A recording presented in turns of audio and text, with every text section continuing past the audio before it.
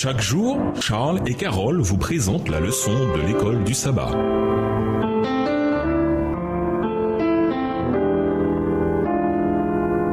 Bienvenue dans votre émission Dieu nous parle. Voilà la leçon de jeudi. Habitude numéro 5.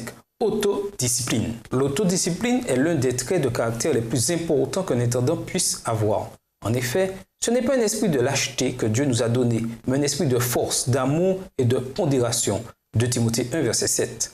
En grec, le mot pour discipline, sophonismos, n'apparaît que dans ce verset du Nouveau Testament. Il comprend la capacité de faire ce qui doit être fait, avec un jugement équilibré et sûr, sans dévier des principes de Dieu. L'autodiscipline peut nous aider à discerner le bien du mal, Hébreux 5, verset 14, à comprendre des situations tout en supportant calmement et humblement les pressions et les distractions, quelle que soit l'issue. Daniel a poursuivi ce qui était juste, malgré les lions, contrairement à Samson qui a vécu une vie de plaisir et n'a fait preuve ni de retenue, ni de jugement sûr. Joseph a poursuivi le bien de la maison de Potiphar, contrairement à Salomon qui a adoré d'autres dieux. 1 Roi 11, versets 4 et 5. Lisons 1 Corinthiens 9, les versets 24 à 27. Que dit Paul ici sur l'autodiscipline? Selon lui, quel est, en fin de compte, l'enjeu de toute cette question de l'autodiscipline?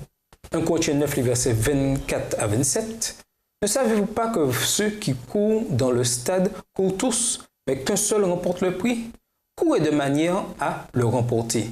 Tous ceux qui combattent s'imposent toute espèce d'abstinence et le font pour obtenir une couronne corruptible. Mais nous, faisons-le pour une couronne incorruptible. Moi donc, je cours non pas comme à l'aventure, je frappe non pas comme battant Léon, mais je traite durement mon corps et je le tiens assujetti de peur d'être moi-même rejeté après avoir prêché aux autres. Le monde s'abandonne à la recherche de soi-même. Les erreurs et les fables abondent. Satan multiplie ses pièges pour détruire les âmes. Tous ceux qui désirent achever leur sanctification dans la crainte de Dieu doivent apprendre des leçons de tempérance et de maîtrise de soi-même. Les appétits et les passions doivent être assujettis aux plus nobles facultés de l'esprit. L'autodiscipline est indispensable pour obtenir une force mentale et un discernement spirituel permettant de comprendre et de mettre en pratique les vérités sacrées de la parole de Dieu. L'autodiscipline s'améliore grâce à une pratique quotidienne.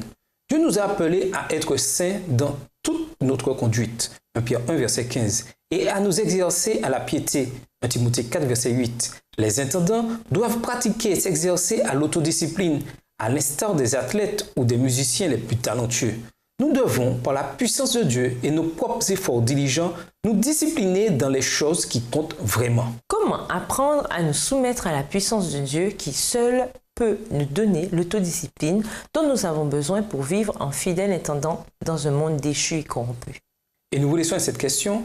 Si Dieu devenait le gérant de votre vie aujourd'hui, quels changements radicaux pourrait-il y apporter? Au revoir. Et à demain si Dieu veut. Dieu nous parle. Chaque jour, Charles et Carole vous présentent la leçon de l'école du sabbat.